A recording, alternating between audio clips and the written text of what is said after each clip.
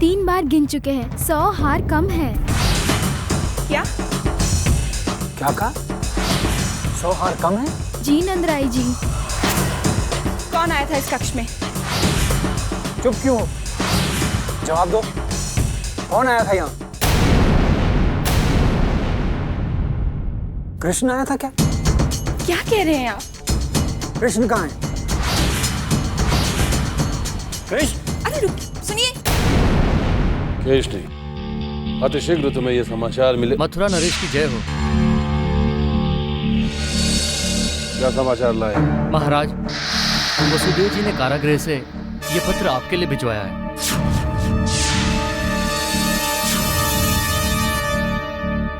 प्रणाम महाराज।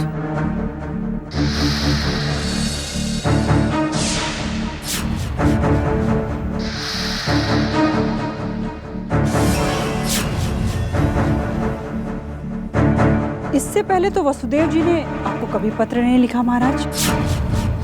कोई विशेष समाचार? विशेष समाचार के साथ बहुत शुभ समाचार सुना कंस तो मुझसे रहा नहीं गया। प्रलंबासुर के यमलोक जाने की बधाई स्वीकार करो। क्या लिखा है वसुदेव जी ने महाराज? बधाई दे रहा है, बधाई प्रलंबासुर की मृत्यु की। और कुछ? मैं तुम्हारा मित्र हूं कंस। मैं तुम्हें वही सलाह दूंगा जिससे तुम्हारा भला हो, जिससे तुम्हारा कल्याण हो। कंस, अब भी समय है। कृष्ण को पहचान लो, उसकी शरण में चले जाओ। क्यों तुम अपने असुर मित्रों का विनाश करने पर तुले हो? विनाश तो अब मैं तेरा करूंगा वसुदेव। महाराज, महाराज, हाथी घोड़ा पालकी जय कन्हैया लाल की। हाथी घोड़ा पालकी जय कन्हैया लाल की। हाथी घोड़ा पालकी जय कन्हैया लाल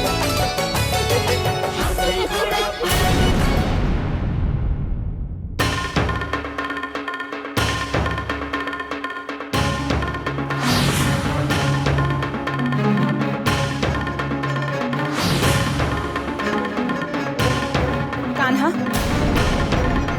तुमने मोतियों के हार लिए? हाँ मैया, लिए हैं। क्यों? वो पक्षियों को दाना डालने के लिए।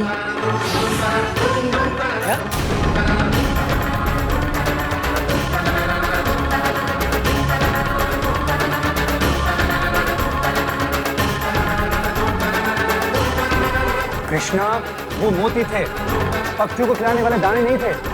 मैं जानता हूँ पिताजी। और ये जानते हुए भी तुमने वो मोती पक्षियों को खाने के लिए दे दिए? हाँ। कान्हा, कान्हा तुमने ये क्या किया? कन्हैया, क्या तुमने सारे मोती पक्षियों को खिला दिए? नहीं पिताजी, तो बाकी मोती कहाँ हैं? उन्हें मैंने खेतों में बो दिया। खेतों में? हाँ मैया, हमारे खेतों में मोतियों की फसल होगी। कन्हैया, क्या तुमने कभी खेतों में मोतियों की फसल देखी है? नहीं पिताजी। तो फिर तुम में ये कुबुद्धि कहाँ से आई कान्हा? तुमने हमें कहीं का नहीं छोड़ा। हमारे खेतों में मोतियों की फसल होगी। चुप, चुप हो जाओ। अब एक शब्द भी मत कहना। कृष्णा को डांट के क्या होगा? क्यों ना डांटूं? एक तो हम वैसे भी परेशान हैं, ऊपर से इस नटखट नारायण ने एक नई परेशानी खड़ी कर दी है। अब हम क्या करेंगे? यदि वो सारे मोतियों के हाथ हमें वृषभान जी को लौटाने पड़े तो कैसे लौटाएंगे हम? आप ही बताइए, है कोई उपाय?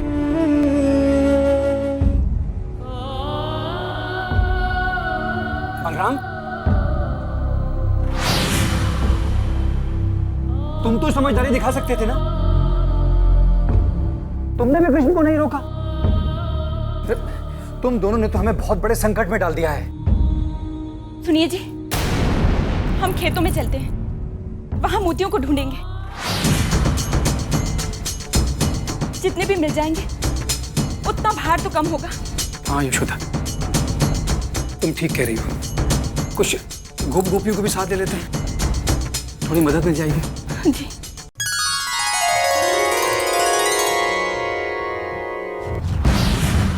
महाराज कंस की, महाराज कंस की, महाराज कंस की, महाराज कंस की,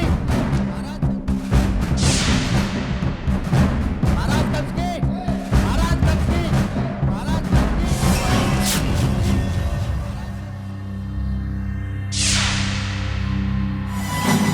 महाशक्तिशाली, महासामर्थ्यशाली, त्रिलोकी विजेता, अपने मृत्यु को भी मुंह चिढ़ाने वाला मथुरा नरेश कंस अपनी सफलता का समाचार सुनाने यहां आया है। क्या हुआ मथुरा नरेश कंस? तुम्हारा परम मित्र प्रलंबासुर आपके विजय की पताका फहराते हुए कृष्ण को लेकर मथुरा लौट आया है। बधाई हो कंस, बधाई हो। एक बार तुम फिर अपने मनोरथ में सफल हो गए हो। वासुदेव, बधाई तो हम तुम्हारी स्वीकार करेंगे, परंतु जब तक हम तुम्हारी बधाई स्वीकार करें तब तक तुम जीवित नहीं रहोगे। एक और महत्वाकांक्षा, मुझे मृत्यु देने के लिए अपने कौन से असुर मित्र को तुमने न्योता दिया है?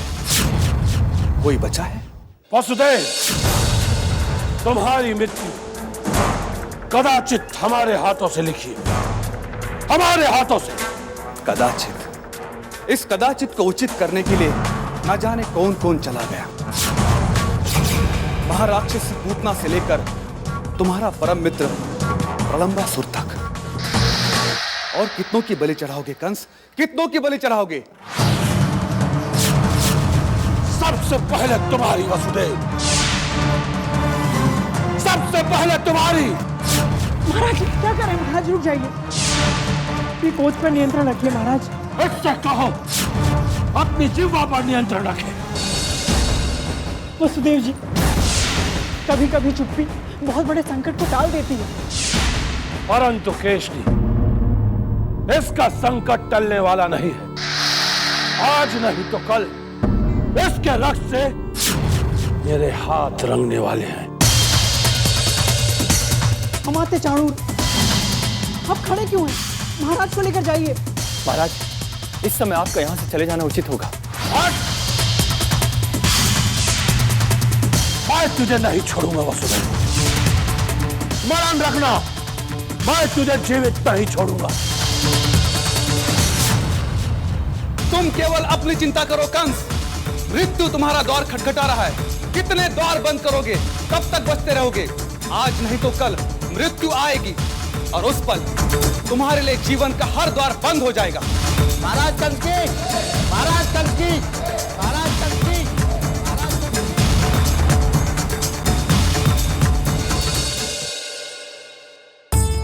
कन्हैया, तुम बहुत मनमानी करने लगे हो। मोतियों को हार बाहर लाने की क्या आवश्यकता थी? इन दोनों ने तो सारे मोती तोड़ तोड़ के खेतों में डाल दिए। खेती ऐसे ही की जाती है। मोतियों की खेती नहीं करते हैं। और ना ही मोतियों को पक्षियों को खिलाते हैं। हाँ कन्हैया,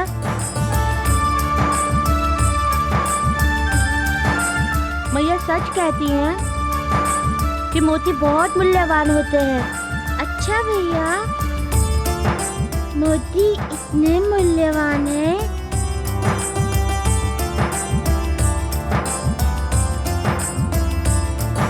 यशोदा, ये कन्हैया इसी प्रकार तुम्हारी भावुकता से खेलता है। अभी बच्चा है जी। बच्चा है, परंतु 100 हार के मोतियों को गिरा देना हमें बहुत बड़े संकट में डाल सकता है।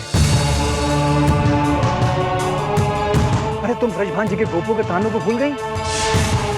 वो जानबूझकर 5000 मोतियां लेकर आए थे। वो जानते हैं हम उनके जैसे धनी तो है नहीं जो कन्या के शगुन में उनकी बराबरी कर सके। अरे वो हमें नीचा दिखाना चाहते थे, जगह सही कराना चाहते थे हमारी। तुम देख रहे हो ना कान्हा, आज केवल तुम्हारे कारण तुम्हारे पिताजी कितने दुखी हैं। क्या तुम्हें इन्हें दुखी करना अच्छा लगता है? नंदराय जी चमत्कार हो गया। क्या हुआ? आपके खेत में मोतियों का पेड़ है। क्या? और पूरा खेत मोतियों के प्रकाश से चकाचौंध है। ये तुम क्या कह रही हो? हाँ नंदरानी जी, मैं सत्य कह रही हूँ।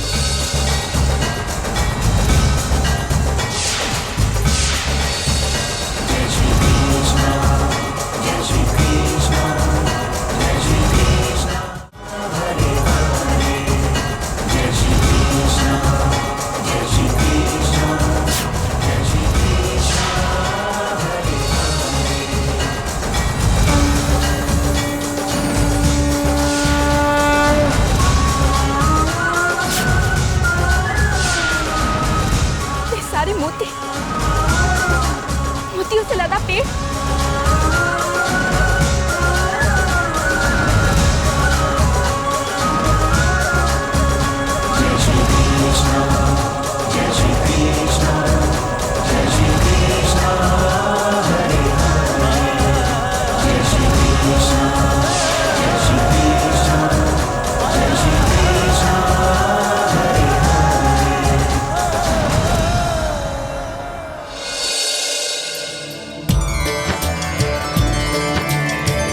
गोकुल नगरी धन्य है, जा में बसे भगवान,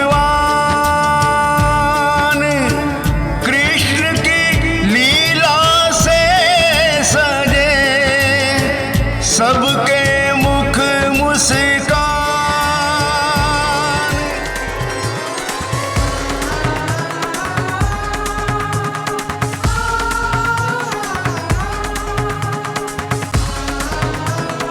यशोदा, अब हम कन्या के लिए शगुन भेज सकते हैं।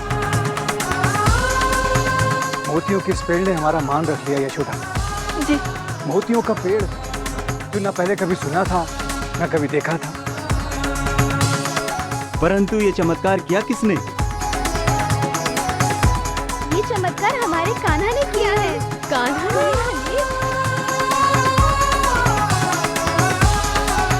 परंतु हमारा कान्हा कहीं दिखाई नहीं दे रहा। क्या? कान्हा? कन्हैया, कृष्णा, कहाँ हो तुम?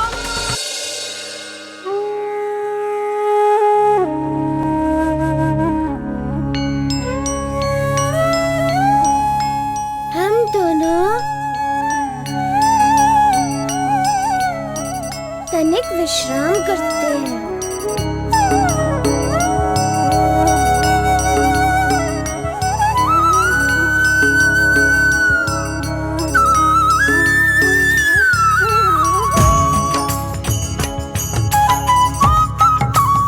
परंतु कन्हैया, वहाँ पिताजी और मैया हमें ढूंढ रहे होंगे। ढूंढने दीजिए। लेकिन कन्हैया, वो हमारे माता पिता हैं। हमें उन्हें किसी भी प्रकार का कष्ट नहीं देना चाहिए। हमने कोई कष्ट नहीं दिया उन्हें। तो फिर हम उन्हें बिना बताए वहाँ से भाग क्यों आए? नाटक। नाटक? हाँ भैया।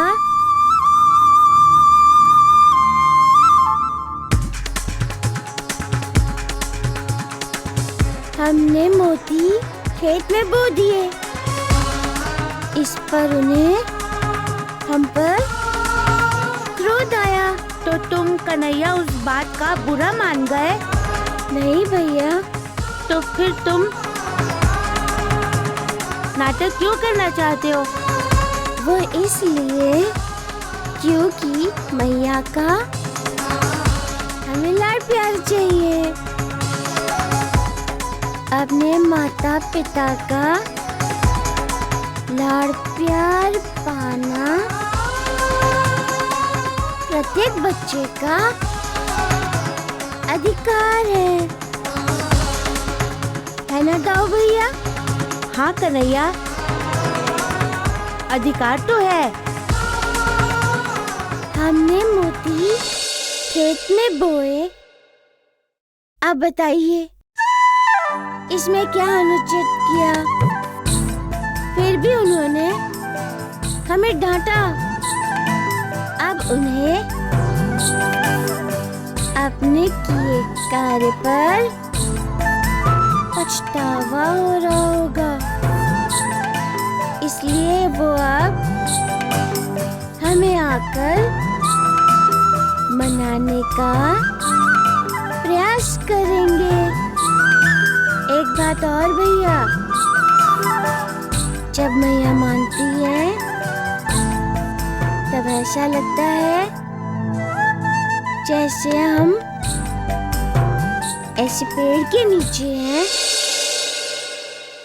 जो फूलों से लदा हुआ है और हम पर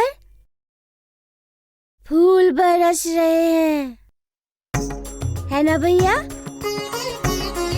फिर मैया कहेंगी, मेरा कन्हैया, मेरा बच्चा, रूठे हो?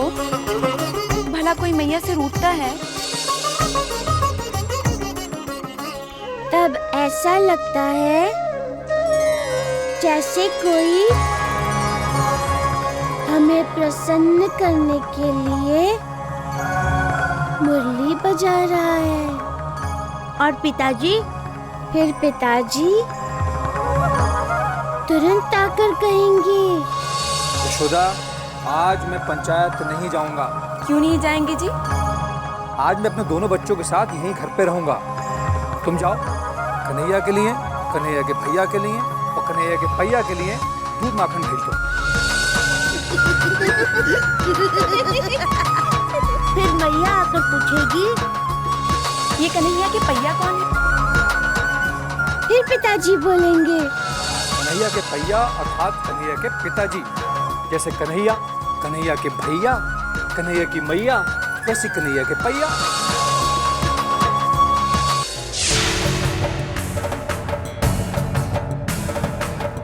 कौन कौन बजा रहा है ये ढोल? कृष्ण, कृष्ण! महाराज, क्या हुआ महाराज? कृष्ण, बंद करवाओ ये नाच गाना। पर महाराज, ये तो हमारी प्रजा किसी के विवाह का उत्सव मना रही है। कृष्ण, जब राजा प्रसन्न नहीं है तो प्रजा कैसे प्रसन्न रह सकती है? महाराज, इसका अर्थ ये हुआ कि आप प्रसन्न नहीं हैं। कृष्ण, आपकी प्रसन्नता छीनने का अपराध किसने किया है महाराज? स्वयं आप ही ने ना। आपके जीवन के आनंद को आप किसने लगाई है महाराज? स्वयं आप ही ने। कृष्ण, चुप रहो। महाराज, अब स्वयं आप अपने आप को क्या दंड देंगे? अब भी समय है महाराज, आप अपना शेष जीवन कृष्ण की शरण।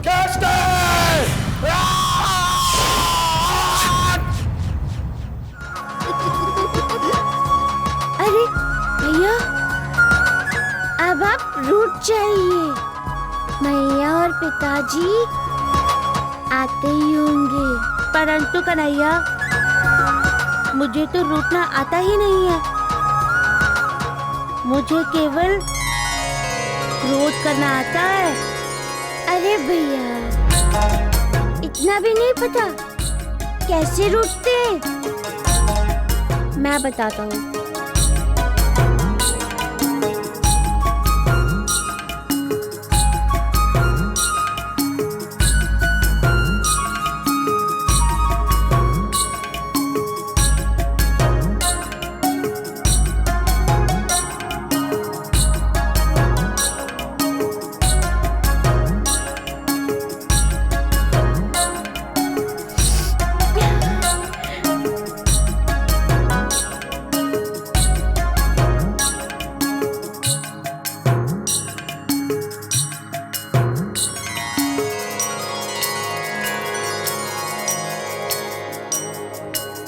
शाहना की योजना सुनी?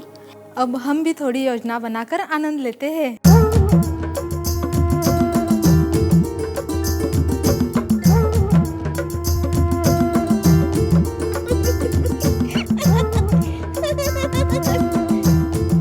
ऐसे रूठते हैं। जय श्री कृष्ण, जय श्री कृष्ण, जय श्री कृष्ण।